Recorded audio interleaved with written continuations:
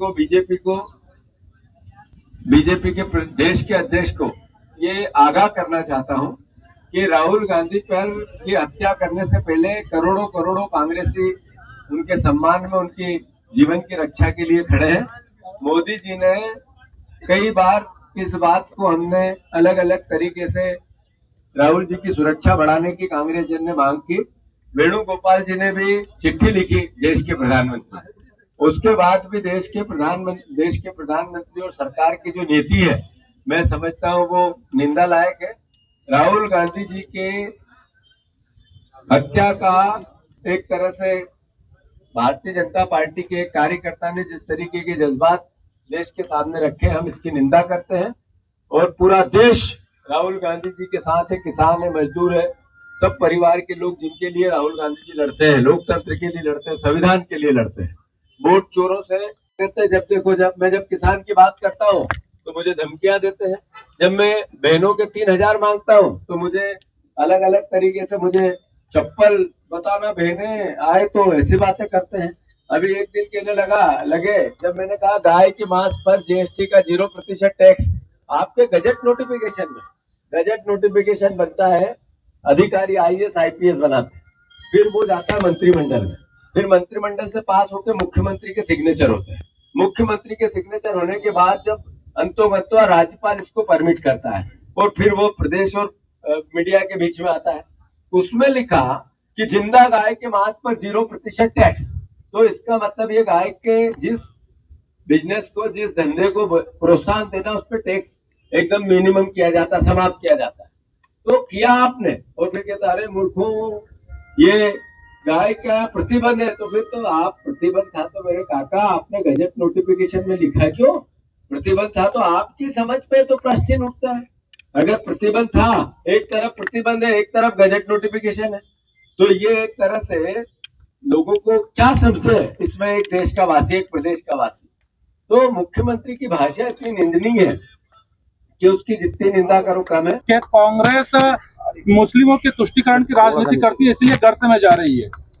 ऐसा है, ये देश संविधान का है।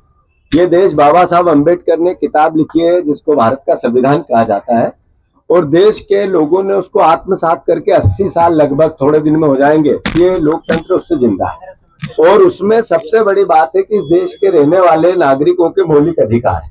किसी जात, किसी धर्म, किसी संप्रदाय, किसी भी व्यवस्था में हक देता है अपने काम करने और जीने के तरीके को लेकर। तो बीजेपी अगर इसके खिलाफ बात करती है और कोई भी ऐसे सवाल खड़े करते हैं जिससे संविधान को छीन होता है, यानी वो नफरत से अपनी राजनीति चमकाना चाहते हैं। हमारा दायित्व है, कांग्रेस का दायित्व है कि इस देश में हर व्यक्ति को, चाहे किसी समाज का हो, हिंदू हो, मुस्लिम हो, सिख हो, ईसाई हो, ये काम क्या करेगा और कैसे करेगा और कहाँ पे करेगा, ये रोकने वाले देशद्रोही। अगर ये रोकते हैं, वो संविधान के विरोध में मैं खुद भी गया था, आदरणीय दिग्विजय सिंह साहब भी गए थे, हमारी पूरी कांग्रेस ने भी एक दिन उनके खिलाफ बातें की। हम कमिश्नर से मिले, रेवेन्यू कमिश्नर से मिले, दिग्विजय सिंह जी थाने में गए। 4-4 बार हमने अपने कांग्रेस की और संविधान की एक ही नीति है, हम संविधान के अनुसार जो नागरिकों को हक है उसकी रक्षा करेंगे। राहुल गांधी भी देश का संविधान बचाना चाहते हैं। प्रशासन से मुझे दुख है, प्रशासन जिस तरीके से रवैया अपना रहा है पूरे घटनाक्रम में, ये बीजेपी का नौकर बन गया। तो जो बीजेपी के नौकर बनेंगे वो 3 साल बाद अपना हिसाब खुद कर ले। जो कलेक्टर, कमिश्नर, जो वहां का थानेदार, वहां का एसपी लिख ले कि अगर आपने संविधान की भावना का विरोध में काम किया तो 3 साल में आपकी सीआर आपको लिखनी है। अभी तक लखन गौड़ के बेटे को गिरफ्तार क्यों नहीं किया गया?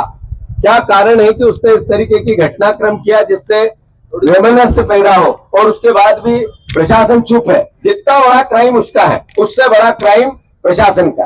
धन्यवाद। लगातार ये 1, 2, 3, 4, 5, 6, 7, 8, 9, 10, 15 बार ये देश को बता चुके हैं कि उनकी जो निर्णय होते हैं वो देश के लिए घातक होते हैं। वो चाहे नोटबंदी की बात हो, चाहे जीएसटी की बात हो, चाहे जातिगत जनगणना की बात हो, चाहे अलग अलग सेगमेंट में राहुल कोविड के संदर्भ में बात हो, या 3 काले कानून हो, अलग अलग संदर्भ में राहुल जी ने देश को दिशा दी थी, सरकार को बताया था, पर एक नहीं मानी, उनकी मजाक उड़ाई, वापस उसी पे आए। जीएसटी एक बार जब लूटा ना चालू किया तब 12 बजे रात को ढोल पिटवाए, फिर राहुल गांधी जी ने विरोध किया तब भी उनकी मजाक उड़ाई, और अब जब वो लूट की छूट हुई तब भी ढोल पिटवा रहे हैं, विज्ञापन दे रहे हैं, जगह जगह होर्डिंग लगा रहे हैं। ये अपने आप में क्राइम है, ये जनता के पैसे का दुरुपयोग है, ये भ्रष्टाचार जनता की आंखों के सामने जिस तरीके का होता है वो है, और हम इसका विरोध करते हैं। शाहजहांपुर में कैलाश जी ने जो बयान दिया था उसका पीसीसी ने विरोध जताया था, लेकिन कोई एक्शन इसमें नहीं दिया। जुबानी एक तरफ मुख्यमंत्री की बदजुबानी,